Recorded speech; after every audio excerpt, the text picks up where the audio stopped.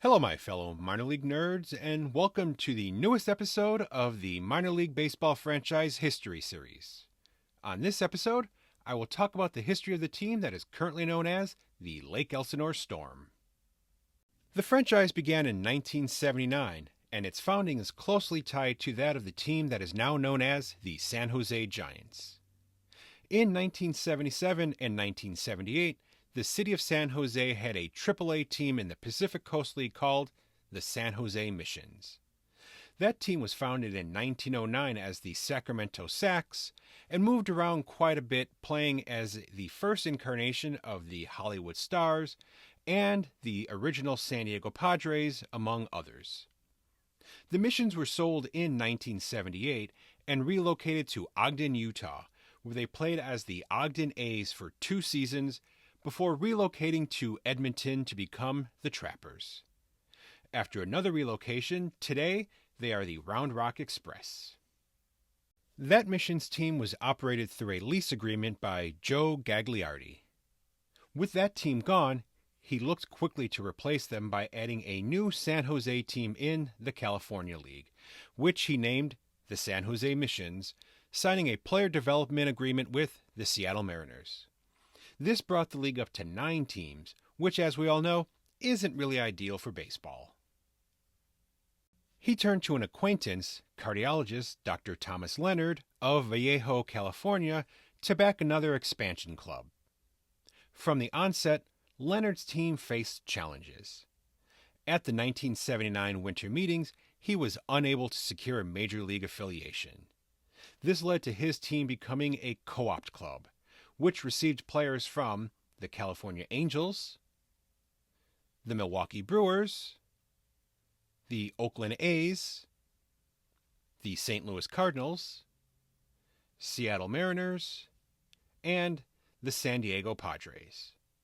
Open tryouts were held to fill out the rest of the roster. The Padres even lent their name, as the team became known as the Santa Clara Padres, though the National League team's colors weren't used. Instead, the team's uniforms were bright red, green, and white. They were reportedly intended to represent Santa Clara's Italian, Mexican, and Portuguese communities. Mark Wolfmeyer, who was once quoted as saying, "The problem is no one wants to be here. Everyone is a little bitter. The uniforms are ridiculous. It's like a circus. If you had a nightmare that your career was ending, this would be where you ended up." Unfortunately, I could not find any photos of the team's uniforms. Leonard originally looked to place the team in Vallejo or Santa Rosa, but was unable to secure a facility as the ballparks in both cities were in need of major upgrades. Eventually, he settled on Santa Clara, which coincidentally neighbors San Jose. Ultimately, the Missions front office staff assumed the Padres' day-to-day operations. As you would expect, the Padres were not very good. They lost their first game on April 12th, 5-3 to the Lodi Dodgers. They then went on to lose 20 of their next 21 games, leading them to being dubbed the Bad News Padres by Los Angeles Times columnist Scott Ostler. They finished with a record of 47-93, the worst in the California League that season. They also had the worst attendance, as only 19,952 fans showed up. Some games were played with less than 50 fans in the stands. And that was another issue for the team. Ancient Washington Park in Santa Clara, which had a capacity of just over 1,000, acted as their home stadium. But due to scheduling conflicts, they only played 20 games there all season, with no home dates in June or July. The rest of their home games were played at San Jose's Municipal Stadium. After the 1979 season, Leonard moved the club to Rohnert Park, California. Talking to Rich Malott of the Santa Rosa Press Democrat on the eve of the move, Leonard struck a philosophical tone about his first summer in pro ball. I guess if you thought about owning a professional team would be somebody's boyhood dream. I have to say, it wasn't mine, but I'm the guy who got it. Two players from the team would make it to the majors. John Hobbs pitched 4 games for the 1981 Minnesota Twins as a September call-up, and catcher Ron Tingley would bounce around the majors and the minors until 1995. They were also the last team Joe Maddon would play for before he hung it up and moved on to coaching and managing. In 1980, the small planned community of Rohnert Park only had a population of 22,965. Thomas Leonard would sign a 10-year lease with city officials. That lease included an initials clause that required the team to use the initials R and P in its name for the term of the lease. That led to them becoming the Redwood Pioneers, a name which caused some confusion as even after 4 years of affiliation, the team's parent club, the California Angels, were still mailing packages to the team addressed to them in the city of Redwood City, California, some 80 miles south of Rohnert Park. In their first season, they continued as a co-op team playing at Rohnert Park's middle school baseball field. Just like in the previous season, they had the worst record in the league, finishing 55 and 85 in the now 9-team California League as the Bakersfield Outlaws folded following the 1979 season. Things started looking up for the Pioneers in 1981 as they moved out of the middle school field and into the newly opened Rohnert Park Stadium. They also finally became an affiliated club when they signed a Major League player development contract with the California Angels. Over the next 5 years, they would help develop a handful of future Angels who helped contribute to California's 1986 American League West Division Championship team. Some of those players included pitcher Ron Romanek, who played for the Pioneers in 1981, shortstop Dick Schofield, who played for them in 1982, pitcher and Canadian Baseball Hall of Fame member Kirk McCaskill in 1983, as well as Mark McLemore in 1984. He was also the last active member of the Redwood Pioneers, playing until 2004. The player who went on to have the greatest success played for them in 1984, and that was Devon White, who only played sparingly for the 1986 Angels as a rookie, but ended up winning 3 World Series titles and 7 Gold Gloves in his 17-year career. Jack Howell also played for them in 1984 before starting his 15-year big league career in both MLB and in Japan. He would win the Central League's Most Valuable Player award while playing for the Yakult Swallows in 1992. The team itself would be pretty mediocre in its 6 seasons as the Redwood Pioneers. Typically, they finished with an overall record of around or just under 500. Their best season came in 1983 when they won the second half North Division title and finished with an overall record of 73 and 65. They defeated the first half champions, the Stockton Ports, 2-1. They would then defeat the South Division champions, the Visalia Oaks, who won both halves and didn't have to play in a playoff series, 3-1 to win the California League title.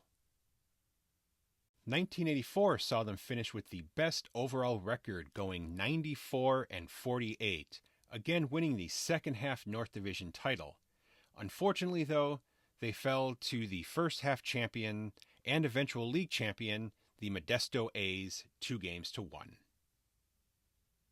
The team's attendance during their 6 seasons in Rohnert Park was all over the place, with their highest being in 1982 when 82,119 fans turned out, and their lowest was their last season in 1985 when only 25,836 came out.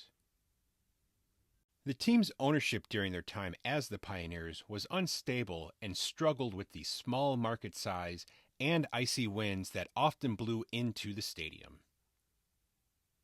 In November 1985, they were sold for the third time in less than 3 years to a group of 103 Los Angeles investors for $280,000.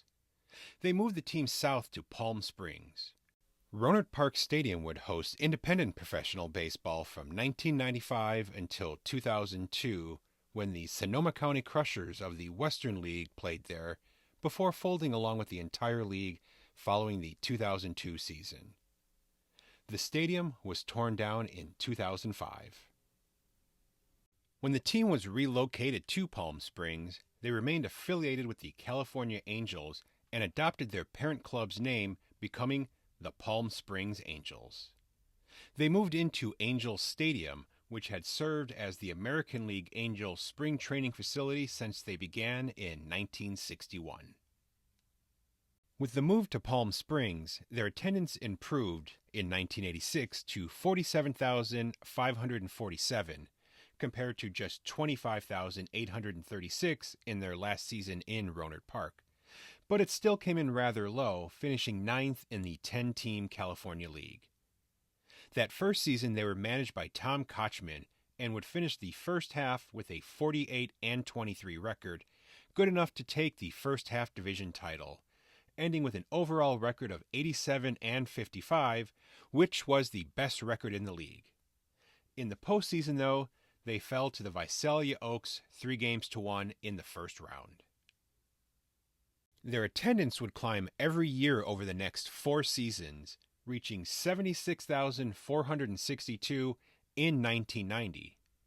Unfortunately, though, fans in the desert resort city didn't typically have much to cheer for, as the team usually wasn't good, finishing with an overall sub-500 record every season. They did, though, win the first half South Division title in 1988, but were once again knocked out in the first round by the Riverside Red Wave in 5 after taking the first 2 games. In 1992, they had their best record since their first season in Palm Springs, finishing with an overall record of 72-65, winning the first half division title. But just like the 2 previous postseasons, they fell in the first round once again to the Visalia Oaks in 4. Their attendance that year, though, topped 100,000. 1993 saw them slip backwards when they went 61-75 overall. But their attendance did increase once again to 105,039. Their future in Palm Springs was not looking good, and it was nothing over which they had control. The California Angels moved their spring training facility to Tempe, Arizona, starting in 1993, sharing Tempe Diablo Stadium with the Seattle Mariners that season. The Palm Springs ownership had hoped a new stadium could be built for their team, but then Mayor Sonny Bono wasn't interested in the city spending $15 million that would be needed in order to build the new stadium. Meanwhile, in Lake Elsinore, a brand new stadium was being built, and that would lure the team there, where they would become the Lake Elsinore Storm starting in 1994. Future major leaguers who played in Palm Springs include Dante Bichette and Brian Harvey in 1986, Roberto Hernandez in 1989, Tim Salmon in 1990, Jim Edmonds in 1990 and 1991, Garrett Anderson, Troy Percival, and Eduardo Perez all played there in 1992. Fernando Valenzuela made one start there in 1991 during a comeback attempt. Upon moving to Lake Elsinore, they would move into the newly built Lake Elsinore Diamond, which has also been referred to as Storm Stadium. They would stay affiliated with the California Angels through the 2000 season, teaming up with the San Diego Padres starting in 2001. The 2 teams are still connected today. They have been rather successful during their time in Lake Elsinore, winning California League titles in 1996, 2001, which they shared with the San Jose Giants, 2011, and 2022. They finished as runners-up, losing the championship series in 2002, 2005, 2007, and 2019. 3 members of the 2002 World Series champion Anaheim Angels played for the Storm during their affiliation with the Angels. They are Darren Erstad in 1996, as well as John Lackey and Francisco Rodriguez, both in 2000. After affiliating with the San Diego Padres, the Storm ended up playing 1 game each season at their parent club's park. It was typically the second half of a doubleheader following a Padres day game. Usually their opponent was the California League farm team of the Padres' opponent that day. The Storm played a wild series against the Lancaster Jethawks at Clear Channel Stadium in Lancaster, California, from May 18th to the 20th in 2007. During the series, the teams combined for a total of 23 home runs, 95 hits, and 83 runs scored, of which 63 were scored by the Storm. Yordany Ramirez of the Storm hit for the cycle in the 3rd game while driving in 8 runs. He also had 7 RBIs in the 1st game. Jethawks first baseman Aaron Bates set a league record with 4 home runs in the 2nd game, going 4 for 5 with 6 RBIs.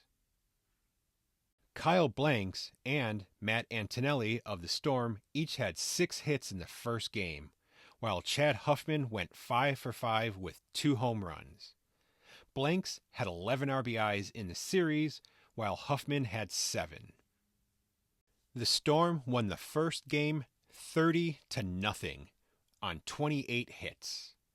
Lancaster won the 2nd game 14-12, and the Storm took the final game 21-6 with 22 hits.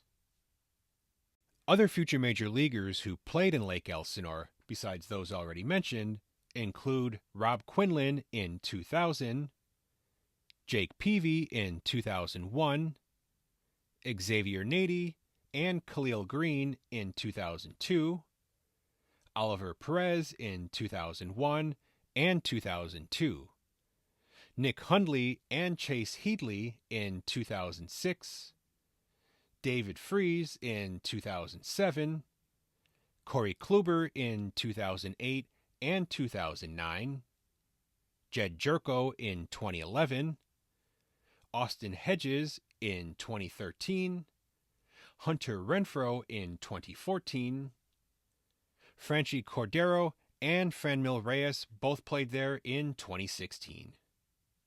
Well, my fellow minor league nerds, that's going to do it for this episode.